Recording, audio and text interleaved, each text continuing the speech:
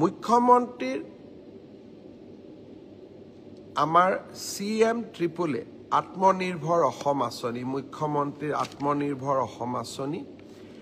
এই আঁচনিৰ জৰিয়তে প্ৰতিজন যুৱ ব্যৱসায়ী বা যুৱ উদ্যোগপতিক আমি 2 লাখ টকাকৈ আৰ্থিক সহায় আগবঢ়াম 25,000 যুৱকে 1 লাখ টকা লাভ কৰিলে অহা আগষ্ট মাহত আমি তেওঁলোকৰ ব্যৱসায় বা উদ্যোগ চাবলৈ যাম যিসকলে সফলতাৰে ব্যৱসায় কৰিছে সেপ্টেম্বৰ মাহত আমি তেওঁলোকক আৰু 1 লাখ টকা আগবঢ়াম